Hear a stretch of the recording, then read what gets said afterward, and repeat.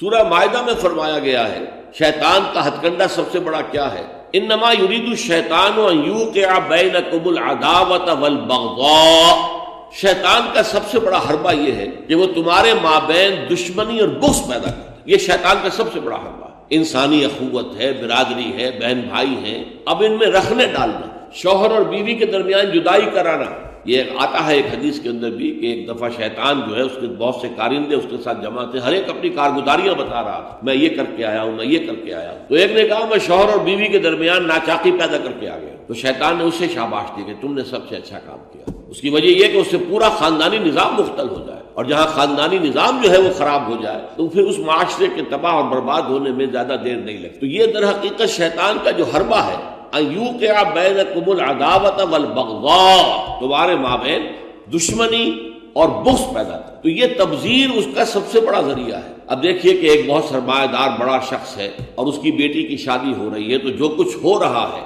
اس کو دیکھنے والے ہو سکتا ہے اس کا کوئی باورچی ہو غریب، کوئی شوفر ہو، ڈرائیور ہو اس کی کار کا، کوئی چوکیدار ہو اس کی کوٹھی کا، کوئی مالی ہو اس کی کوٹھی کا، اور ان لوگوں میں سے کسی کے ہاں ہو سکتا ہے کہ بیٹی جو ہے بوڑھی ہو رہی ہو اور اس کے ہاتھ پیلے نہیں ہو سکتے، جو معاشرے میں کم سے کم جو تقاضے پیدا کر دیے گئے ہیں شادی کے لیے وہ بھی پورے کرنے کے لیے اس کے پاس پیسہ نہیں۔ اب یہ سارا جو وہ دیکھے گا ریل پیل دولت کی، جو یہاں پر دولت لٹائی جا رہی ہے، تو اس کا نتیجہ کیا ہوگا؟ اس کے دل میں شدید احساس محرومی پیدا ہوگا، ہیوز اور ہیو ناٹس کا ایک شعور اور احساس اور ادراک پیدا ہو جائے گا۔ یہ مترفین ہیں، ہم محرومین ہیں، اور معاشرے کے اندر جب یہ احساس پیدا ہو جائے تو پھر اس معاشرے کا عطیہ پانچا ہو جاتا ہے۔ اس لیے شیطان کا جو عمل ہے کہ لوگوں میں بغض اور عداوت پیدا کر دیا جائے، تو تبذیر کے نتیجے میں بھی وہی شے حاصل ہوتی ہے۔ ان المبذرین کانوا اخوان الشیاطین وکان الشیطان لربہ کفورا۔ ہمیں تو یہاں تک حضور نے حکم دیا ہے کہ تم اگر اپنے بچوں کے لیے پھل لے کر آؤ تو یا تو پڑوس کے بھی بچوں کے لیے